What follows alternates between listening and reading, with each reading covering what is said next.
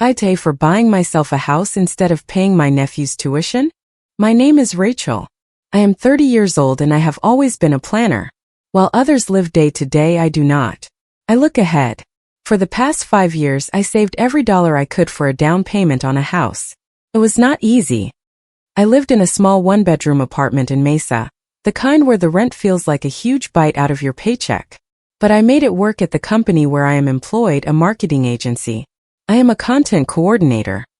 I took extra shifts, did additional projects, and whenever I could, I took on freelance work. I have not gone on vacation in years. My closet is the simplest thing in the world. 7 outfits for the office and 5 for everything else. Everything matches. It is no joke. I once sat down with a notebook and calculated exactly how many clothes I needed to get through the year without making impulse purchases. My family says I am out of my mind. That blue blouse again. My sister Stephanie blurted out to me at the last family lunch we had at my parents' house in Gilbert. They had grilled steaks in the backyard. You were already wearing that before the pandemic, right? Stephanie is 40, she is married to Brian, and they have a 17-year-old son, Connor. Stephanie has always been the golden child, the likable one, the one who talks to everyone, the one who laughs loudly so everyone can hear her. No, it still fits me and it is not torn. I answered her, being careful with my tone while serving myself some potato salad. Why would I buy another one? Because normal people do not wear the same clothes for 10 years. Stephanie laughed, looking around for someone to support her with a glance. My dad Frank chuckled softly. Rachel, always pinching pennies, he said as if it were a joke. You cannot take it to the grave with you, you know. I have no plans of dying anytime soon, I replied. And I said it calmly, but inside I was burning. Not because it bothered me that they gave their opinion, but because they said it as if my life were a joke. Then what are you saving so much for? My mom Diane insisted with that dramatic sigh of hers, as if I were hurting her. Oh honey, it would be nicer if you were thinking about giving us grandkids. Stephanie already gave us Connor and look at you, 30 years old and not even a boyfriend. I swallowed the words I wanted to say. At every family gathering it was the exact same script. Stephanie would mock my way of saving. My dad would join in, and my mom would finish it off with the fact that I had no partner or children. They knew I was saving for a house, but to them that did not count as a life goal. Connor is almost heading to college, Stephanie said, changing the subject as if nothing happened. He has seen some very good options. That is great, I replied. And it was true, I loved my nephew. Connor, unlike his parents, was quiet, smart, one of those kids who listen and do not need to humiliate anyone to feel big. Later that night, while I was helping my mom clear the plates, she touched my arm. Honey, your dad and I need to replace the washing machine, she said quietly, as if it were a secret. It is making a horrible noise again. Do you think you can help us out? Just a loan, something small to get out of this jam. We will pay you back next month. It was not the first time. Small loans for repairs for the car, for things around the house. I already knew the story, yet I always said yes. How much do you need? I asked, already pulling out my cell phone. $300, my mom answered. We will pay you back soon, I swear. I knew that was not going to happen, but I made the transfer anyway. Regardless, $300 meant another week of eating the bare basics, another week of stretching everything. And the most absurd part is that it never even occurred to me to deny them help. I had been taught that family supports each other. 2 weeks later, Stephanie called me. Rachel, I need a favor. She did not say a nice hello or ask how I was doing. Just that. Tell me, I answered. Connor wants to take a programming course. It will help him with his admission, his resume, everything. It is perfect. How much does it cost? I asked point blank. $1,100, Stephanie said, as if she were saying the price of a soda. It is an investment in his future. I made the transfer that very night. I ate instant soup for dinner and repeated my usual mantra to myself. Every sacrifice gets me closer to my goal. It had been like that for years. I tightened my belt, they made fun of me. Then they asked me for money, and I, like a disciplined fool, kept a spreadsheet where I noted every bit of progress toward the down payment. I was not just dreaming of a house, I was working step by step to buy it. In late October, I finally reached the number I needed. 5 years of extra shifts, no vacations, a budget calculated down to the millimeter, and saying no to almost everything except for my family's requests. I saved up $55,000. It was exactly what I had estimated. Down payment, closing costs, appraisal, and a minimum cushion so I would not be left completely broke. I could not help but smile every time I saw the balance. I decided to share the news at Sunday lunch. Maybe, just maybe, they would finally understand why I had lived like this. Maybe they would even be happy for me. I drove to Gilbert with a bottle of sparkling cider to celebrate. It was Sunday, and luckily the freeway traffic was lighter than usual. I did not want to overspend, but I wanted to mark the occasion. When I arrived, Stephanie's SUV was already in the driveway. I took a deep breath, grabbed the cider, and went inside. "Here she comes," my dad announced from the living room. "We were just talking about you." "That does not sound good," I said, trying to smile. My mom was in the kitchen. Stephanie and Brian were sitting on the couch. Connor was nowhere to be seen. We sat down to eat, and I waited for my moment. My dad finished a very long story about a friend of his, and when there was finally a silence, I cleared my throat. "I have some news too." "Oh, well, we do too," Stephanie interrupted me without the slightest bit of shame. "Connor got in." I paused. "What do you mean he got in?" I asked. "He got accepted into Grand Canyon University," Stephanie said, puffing out her chest. "He is going to study computer engineering." "Wow," I said genuinely. "Congratulations, Connor is very smart." Brian nodded seriously, as if confirming an investment. "He is going to get ahead, he is going to be somebody." I smiled, but something in the atmosphere felt weird. My parents were quiet, focused on their plates, as if they had already rehearsed what was coming next. "Such great news," I insisted, trying to keep my excitement pure. "So, as I was saying," Stephanie cut me off again, and now her voice changed. It got serious. "Grand Canyon is expensive, very expensive." I felt my hands go cold. "How expensive?" I asked, although I could already guess. $22,500 a year, Stephanie said, locking eyes with me as if it were a test. The food turned into a knot in my stomach. I sat perfectly still, my fork suspended in the air. $22,500 a year. It was not a course, it was not a loan, it was a life-changing amount. "That is a whole lot," I managed to say. Brian leaned forward. "It is worth it, for the academic level, for the connections." I looked around the table. My mom and dad remained strangely quiet. It was not the normal "we are listening" silence, it was the "we already talked about it and decided" silence. "And how do you plan to pay for it?" I asked, and then it happened. Stephanie, Brian, my mom, and my dad looked at me at the exact same time. All four of them. The feeling was horrible, as if they had shined a spotlight right in my face. In their eyes, I did not see worry, I saw expectation, and something worse, as if it were obvious. Stephanie shifted in her chair. "Well, we have been talking about it as a family." My dad cleared his throat. "Rachel, you have always been responsible, you have always known how to manage your money." My mom reached out to touch my hand as if that would soften the blow. "We know you have been saving for years." Everything fell into place in my head with a clarity that made me nauseous. "Let me get this straight, you are telling me that you want me to pay for Connor's college?" "Not all of it," Brian said quickly, as if that fixed anything. "Just the first year, the enrollment in the first year. We will figure it out after that." I laughed. It was not mockery. It was disbelief. A short laugh slipped out on its own. "You guys are kidding," I said, waiting for someone to laugh too and say it is a joke. But nobody moved. "Nobody. I am buying a house." I blurted out, and my voice came out firm, even though inside I was on fire. "That is what I have been saving for.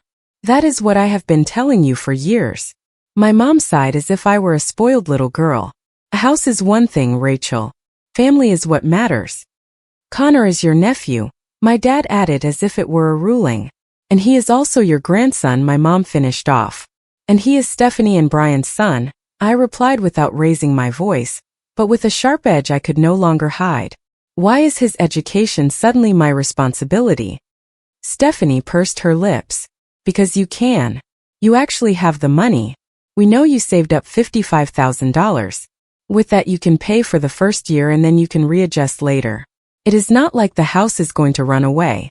I felt sick, not just because of what they were asking, but because it was obvious they had discussed my money without me. They had run the numbers on my life as if it were a shared fund. I pushed my plate away. I was no longer hungry. I have been saving for 5 years, I said. 5 years of extra shifts without vacations, watching every single expense. And that money is not just a pile of cash lying around. It was exactly what was needed for the down payment and the closing costs. Do you have any idea what this has cost me? Stephanie rolled her eyes. Oh, please, you are not carrying cement bags at a construction site. You sit at a computer and that is it. Brian spoke in a serious tone, as if he were closing a deal. It is not like we are asking you for a gift, it is an investment. It is Connor, it is family. I stood up. The chair dragged, and the noise sounded louder than I expected. I am not going to give you my house money.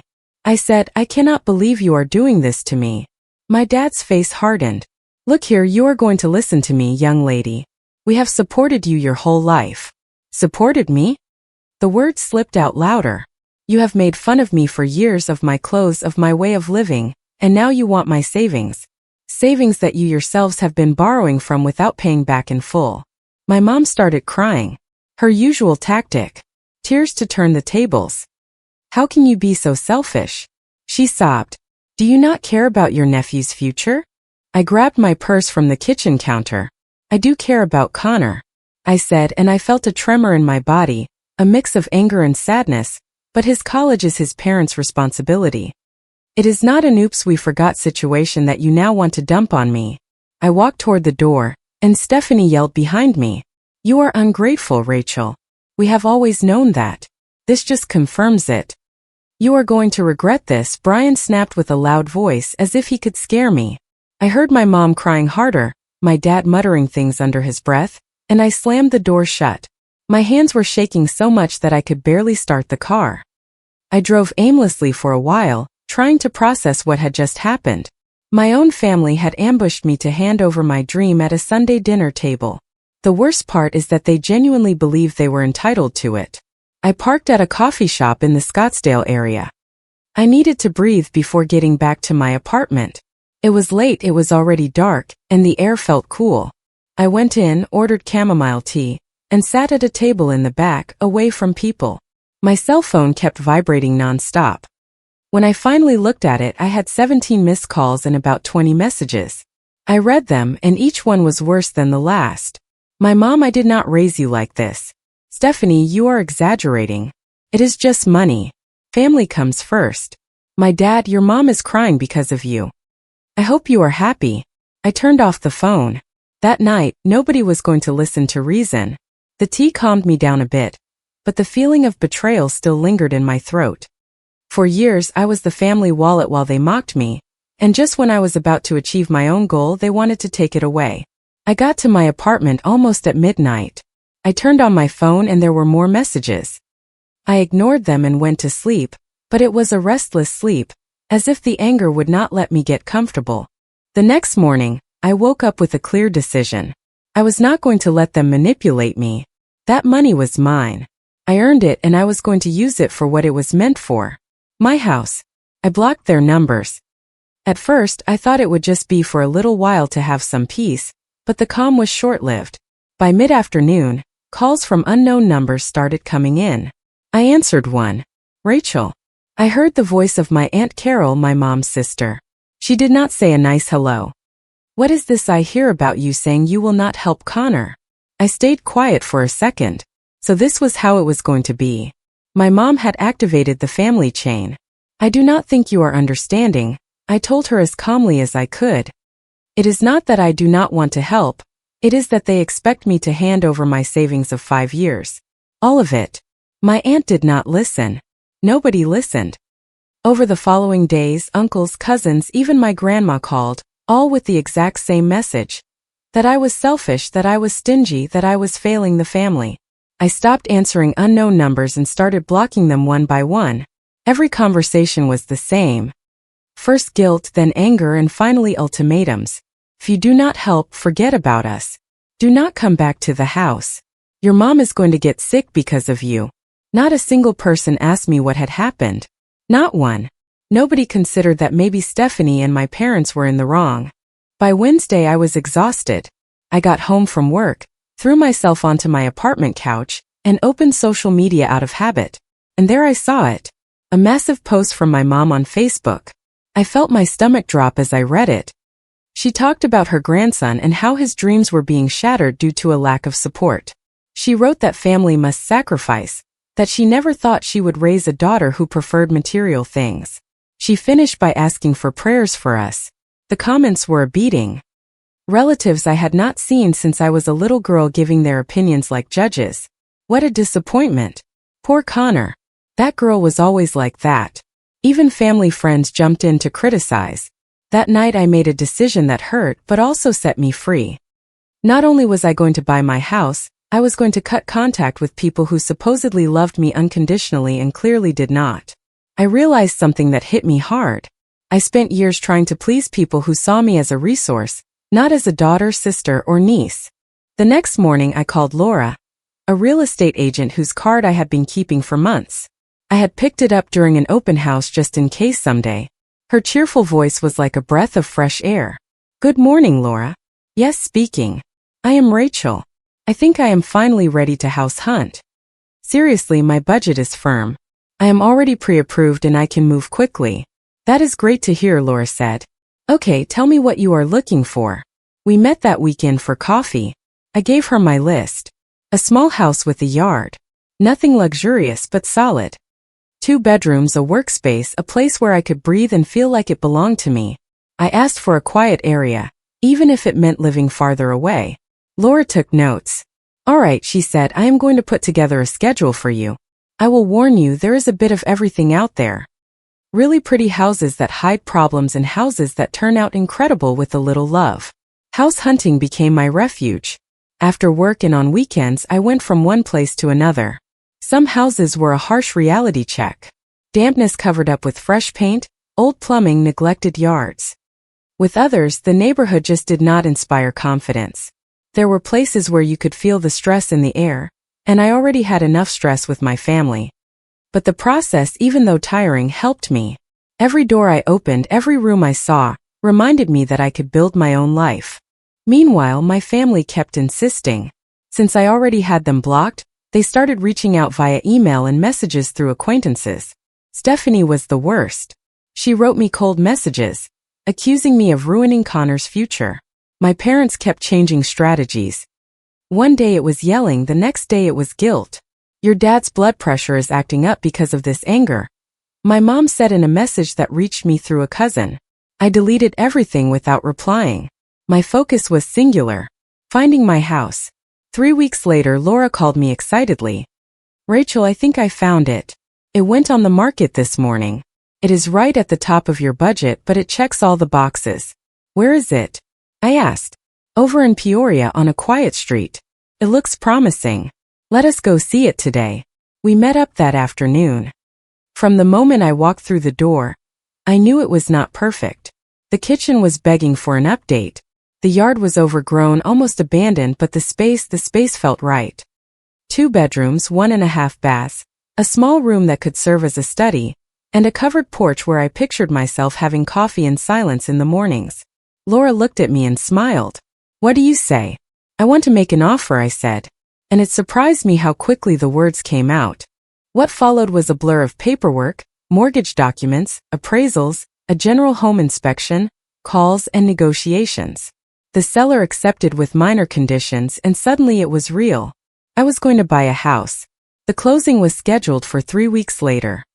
I gave notice at my apartment, started packing, and tried to ignore the fact that my mom was still posting on social media, as if I were a soap opera villain. Every day she posted something new about Connor's sadness, and how he had been forced to abandon his dreams because of me. What she conveniently left out was that Connor had options: a public university, scholarships, a more affordable state school, working part-time, even rethinking the whole plan entirely. But those solutions did not give them access to my money, so they never even brought them up. The day of the closing arrived, and my hand actually felt tired from signing my name so many times. The title company's office, copies, pages, and more pages. When the escrow officer handed me the keys, I had to bite my lip to keep from crying right there. I did it. Despite everything. The move happened the following weekend. I did not have a lot of furniture, another thing my family used to criticize, and that made everything much easier. A couple of friends from work helped me with the boxes. By Sunday night, my few belongings were all set up. Over the next 2 weeks, I settled into my new routine. The commute to work was longer, yes, but I did not mind. I bought the essentials. A bed frame so I could ditch the futon, a table with 2 chairs, a comfortable reading chair. I planted flowers in a planter near the door. Every little thing I did felt like a silent declaration. This is my house, this is my life. I did not share my new address with anyone in my family. As far as they knew, I was still in Mesa. I had stopped answering messages even before signing the papers, and for the first time in a long time, the silence was a genuine relief. I was starting to heal until one Tuesday as I was leaving work I froze. Right outside the building, parked directly in front of the entrance, was my parents' sedan. And standing next to the car were the 4 of them. My mom, my dad, Stephanie, and Brian. I considered going back inside the building, hiding, going upstairs again, but they had already spotted me. There was no escape. I took a deep breath, squared my shoulders, and walked over. Rachel, my mom said with that scolding voice, as if I were a teenager who had run away from home. We have been looking for you for weeks. I stopped at a safe distance. I blocked you for a reason, I replied. I have nothing to talk to you about. This is ridiculous, Stephanie blurted out, stepping forward with her purse hanging from her arm as if she were heading into an important meeting. You cannot just cut your family off like this simply because you do not want to help. I am not going to talk about this here, I said, lowering my voice. Do not cause a scene at my workplace. Well, since you do not answer, you forced us to do this, my dad said, red with anger. This is family business. The enrollment deposit is due next week, Brian added, crossing his arms. We have to sort this out. I almost laughed at the absurdity of it. After weeks of harassment, they were still certain I was going to cave. I do not know where that money is going to come from, I admitted, but it is not coming from me. Stephanie opened her mouth ready to attack, and I cut her off before she could. I already bought a house, I said. I signed the papers 2 weeks ago. The silence was instant. My mom stood there with her mouth slightly open. My dad raised his eyebrows. Stephanie looked like she had just been slapped across the face. Brian frowned, as if calculating the exact moment his business deal fell through. You bought a house? My mom stammered. Without telling us? And why would I tell you? I asked. So you could ruin it for me? So you could make me feel guilty? So you could try to stop me? Stephanie took a step toward me, furious. What nerve? You knew how important this was for Connor. And you still went and spent the money. I did not flinch. It was my money, Stephanie, I answered her. I worked for it. I saved it. I made sacrifices while you guys lived like nothing mattered. I stayed home. I picked up extra shifts. I bought only the basics. You are not going to come here and call me selfish. Right then, the building security guard approached us. I recognized him because he always said good morning to me. Good afternoon. Is everything all right? You cannot block the entrance here, he said, looking at the group and then at me. We are fine, my dad replied dryly. Family matter. The guard looked back at me. Miss, are you okay? Do you want me to notify internal security? I hesitated for a second. Not out of doubt, but because of the sudden reality check. Someone was finally asking me what I wanted. No, I said, staring directly at my dad, my mom, Stephanie, and Brian. I am not okay. They are harassing me. Stephanie clicked her tongue. No, that is not true. We are just talking, right? I spoke up, feeling a clarity that completely calmed my shaking. We are not talking. You are pressuring me. I turned to look at all 4 of them. It is over, I said. Seriously, I do not want a relationship with you anymore. Do not call me, do not write to me, do not ever come to my workplace again. If you keep insisting, I am going to file a police report for harassment. What do you mean a report? My mom brought her hand to her chest indignantly. We are your family. Family does not do what you guys did to me, I replied. Family does not mock you for years and then demand your life savings. Family does not expose you on social media so people can attack you. Family does not use you. The guard kept his voice firm. Ladies and gentlemen, I am asking you to step away from the entrance and not block the access again. If there is a problem, I will have to call the police. Stephanie still tried to throw out one final threat. This does not end here. I took a breath and said the only thing I needed to say. It already ended right here. Brian pulled her by the arm toward the car. My parents hesitated, as if they could not believe the world did not revolve around them. My mom tried one last time. Rachel, please, we can fix this. I did not turn around. I got into my car and drove to my house, to my sanctuary. For the first time since that lunch in Gilbert, I felt true freedom. I stood my ground and the world did not end. With every passing mile, the weight of the guilt they tried to hang on me was left further behind. The end of the year passed and December arrived. I decorated my house for my first Christmas there. I hung a wreath on the door, set up a small tree, and arranged lights in the window. I hosted a simple dinner with friends from work. No drama, no complaints, no you owe me mentalities, just delicious food and laughter. Since the confrontation outside my office, I had heard nothing from my family. The silence did me good. I started therapy to sort through years of manipulation that I had never even called by its true name. I joined a hiking club. I took a ceramics workshop. I met new people who did not know my history and, most importantly, did not demand it as an explanation in order to care about me. And then one cold January afternoon, my cell phone rang with an unknown number. I was this close to not answering, but something made me do it. Aunt Rachel, a hesitant voice said on the other end. I froze. Connor. Yes, he said, it is me. Are you okay? I asked and my chest tightened. Yes, I am fine. I just wanted to talk to you, to explain things to you. We agreed to meet the next day at a coffee shop in Scottsdale. I arrived early, feeling nervous. I did not know if he was coming to yell at me, if he was coming to ask for something, if he was coming to tell me he hated me now. Connor was a good kid, but his parents' pressure was heavy.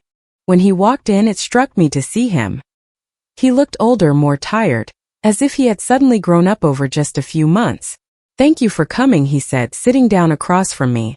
Of course, I answered. I have missed you. Connor looked down at his mug. I want you to know something, he started. I never asked them to demand money from you. It was not my idea. I let out a breath, as if I had been suffocating without realizing it. I know, I said softly. I never blamed you. Connor pressed his lips together. My mom and my dad wanted me to go to Grand Canyon for the name. They talked about the connections, about how it looks. He sighed wearily. I really did want to study, Aunt Rachel, but I never wanted it to turn into a war with you. And what are you going to do now? I asked, being careful with my tone. I did not want him to feel like I was interrogating him. Connor looked up. I finally applied to Arizona State University as a plan B. I did it a while ago. My parents did not even want to hear about it, but I did it anyway. The results just came out and I got in. I am going to start next semester. And in the meantime, I am going to work part-time and keep studying on my own. He said it with a strange mix of pride and fear, as if he expected me to judge him for not being at the university his mom wanted. I smiled. That is huge, Connor, I told him. And you are doing it yourself. His eyes got watery, but he did not cry, he just nodded. We talked for over an hour. He told me about what he was studying, about a friend who was guiding him with materials, about his plans, about how excited he was to seriously learn. You could see that spark in him, the kind you get when someone is finally where they want to be, not where they were pushed.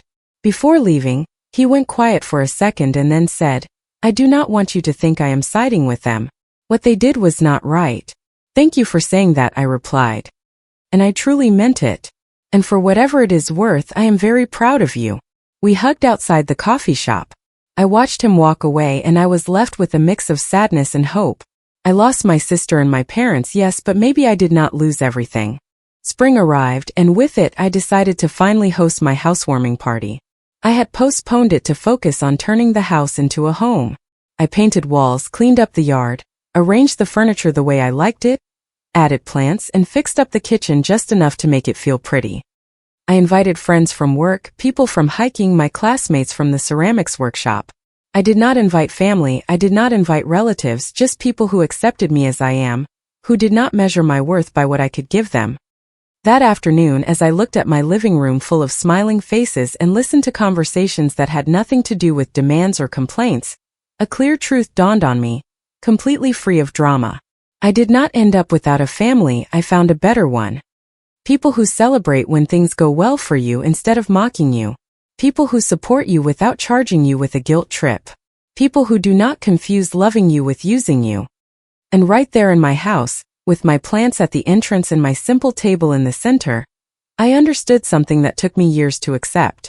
I was not selfish for choosing my own life. I simply stopped being someone else's savings account. Comment. I hope this story hits home for you in some way. Standing up for your own dreams takes real courage and self-respect. Setting clear boundaries with family can feel scary at first, but it protects your peace. True kindness starts with being kind to yourself and your future. You don't have to carry everyone else's expectations on your shoulders. Healing often begins the moment you take responsibility for your own path. Surrounding yourself with people who celebrate your growth makes all the difference. Learning to say no when something doesn't feel right is a powerful act of love for yourself. I believe we all deserve relationships that lift us up instead of weighing us down. Take a moment today to reflect on where you might need to choose peace over pressure.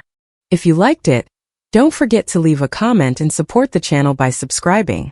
See you in the upcoming stories.